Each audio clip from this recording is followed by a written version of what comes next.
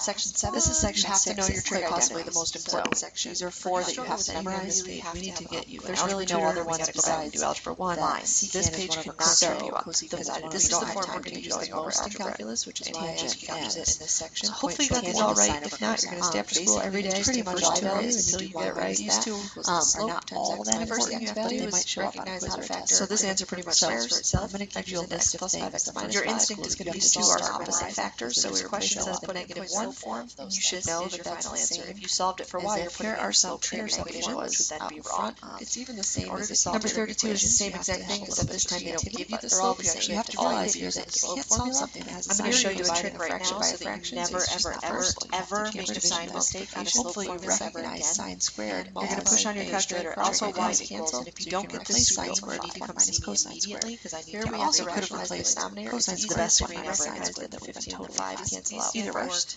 numerator Here's the algebra root x over root distribute, x, so you have 3 root x times converting x a numerator squared, denominator cosine to a squared from both mixed number. sides, Those cancel 3 out. minus 4 cosine squared equals 0. We're mostly going to use So choice same 1. thing if you write Subtract root x and I want to from get out both of the sides, screen. I want it to be in my home screen.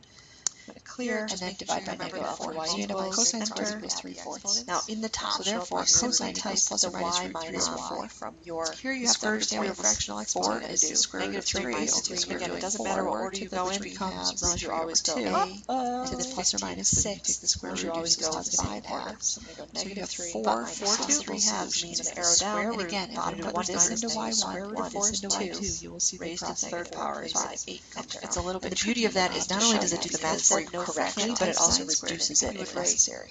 Please use this. I know you guys are all really good at math and you never mess up signs, but it's such an easy fix. We're going to get a common denominator for in the such top common of mistakes. 4. Sign, There's just no reason not to use it. 2/4 minus 5/4. So your slope is negative -5/6, 3/4. and therefore I'm you're going going to change either of these equations is acceptable. And If then use either point. You would do Cross if you use cancel. the first point, divided by this 4 is your is equation. -3 If you use divided the by second 3 is point, -1. this is your Answer is equation. -2x. Last 2 questions. And see Another slope thing of you have to 0 remember and the is horizontal line. area of a trapezoid. Horizontal line Anytime is you y graph a equals the trig number. function, How do you know what the number is? 1/2. Whatever the y Base 1 is. plus base Y equals 2 -1. times Parallel means they have to know have the it. same slope. Not going away. Solve this for It's gonna show y. up a lot.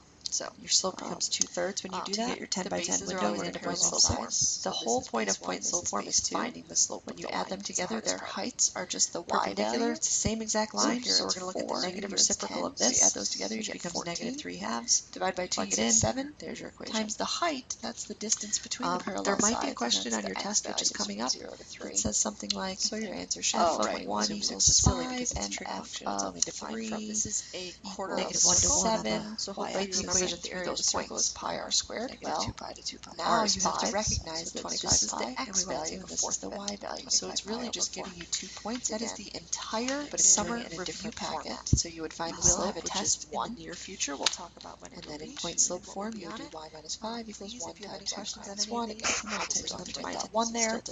But that's what this notation means, so don't be scared by that when you see it. Again, I'm going to keep going because these are getting short. In order to simplify, you need a common denominator. The common denominator between x plus h and x is x times x plus h. So I need to multiply the first fraction by x and the second fraction by x plus h. This minus sign gets distributed throughout the parentheses. And when you do that, you get x minus h. And the x's cancel out. So you're left with negative h over x times x plus h. Over here, you have to remember that when you square a by, you get a trie. Absolutely have to square it and get x squared plus 2xh plus h squared minus x squared all over h. Combine like terms, the x squareds cancel out. There we go. 2xh plus h squared over h. Factor out a common factor of h. Remember, don't stop here. You always have to see if you can factor something. Factor out an h and you're left with 2x plus h. h's cancel. Final answer is 2x plus h. This is going to show up a lot. There's going to be a lot of h's throughout the whole first section of calculus, and you saw it a lot in pre-calculus too, I think. And the reason is because of the definition. Instructions said from 0 to 2 pi in due time. You can see from 0 I'm going to tell you right now, 39 is a really stupid question. You're never going to rationalize 4 points of intersection, so don't even which is exactly what we found. Rationalizing the denominator, however, you have to multiply by the conjugate. And then here you have to use that so by multiplying by the conjugate, we just identity for a double angle is 2 sine theta cosine theta equals sine theta. Root x plus 4 plus 2. Instinct here is going to be to just cancel those out. But when you multiply 2, this is a binomial equation. This is one term squared. This is another term. So you have to distribute the two. If you just divide both sides, multiply the 2 by the root x plus 4, and then you multiply the 2 by the 2. When you plug in 1 for x, on the bottom, square it, it's a binomial times a binomial. You have to foil. But when you do that, you automatically eliminate the other answer of 0, which always gives you. So you have to be careful just dividing both sides by a variable or a function. Are always going to be exact opposites of subtracting it from both sides. Here is positive making it equal 0. Factoring out an x, and then those will always cancel out. That's the whole point of same idea here. Denominator using don't just divide both sides by 2 times 2 is negative 4. You need to subtract sign from both sides. Factor out a common factor of sign. So now you have a t-chart that says a number times a number equals 0. So either sine of theta equals 0, in which case theta would be 0 or pi, or 2 pi, or 2 cosine theta equals 1, so that cosine theta equals a half, and that would be, where does cosine equal a half? At pi over 3. And is that the only answer? Because cosine's also positive in the fourth quadrant. Why didn't I use that as an answer? I think it should also be 5 pi over 3. Let's see. Let's see what our trusty little calculator says.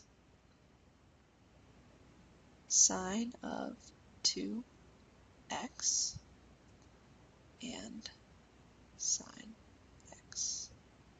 Delete, delete, delete, delete. Graph. Let's see how many answers there are between 0 and 2 pi. I should have changed my window so that I only had to look at it. But live and learn, live and learn. Okay, between 0 and 2 pi we have 1, 2, 3, 4, looks like 5. So we do have to include the 5 pi over 3. Good to know, good to know. Okay. Piecewise function. You have to know how to graph these. So basically, x squared plus 1 is a parabola that's shifted up 1 unit.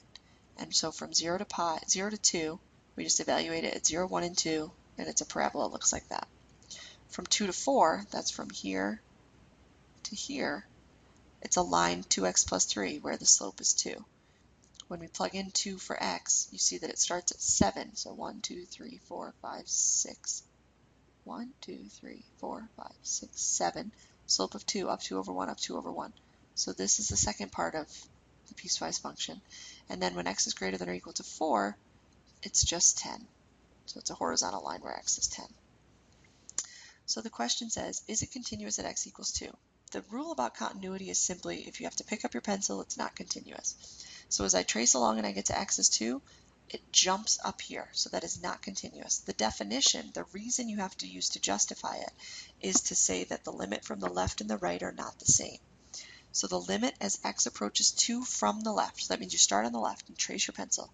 As you get closer and closer and closer and closer to 2, you are at 1, 2, 3, 4, 5.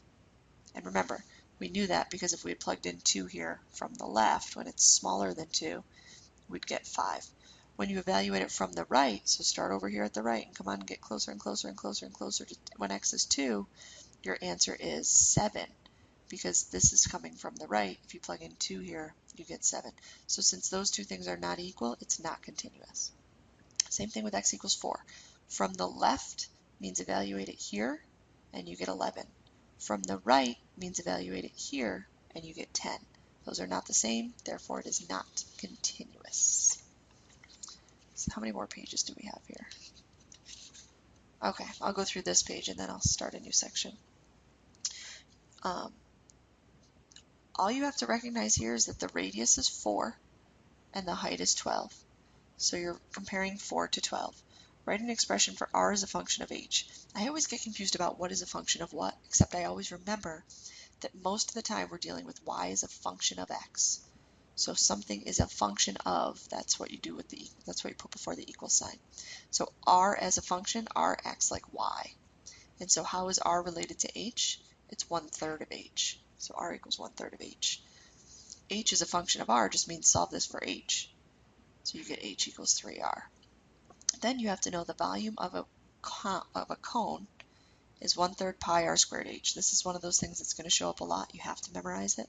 I'm going to have a list of things you have to memorize. This is one of those things. But we only want it as a function of h, which means it can't have an r in it. So we have to replace the r with what it's equal to, which is 1/3 h. And then we have to evaluate. Well, when you square 1/3 h, you get 1/9 h squared. So I have the same exact thing written here. I have 1/3, 1/3, pi, pi. R squared, I've now replaced it with 1/9 h squared, and then h.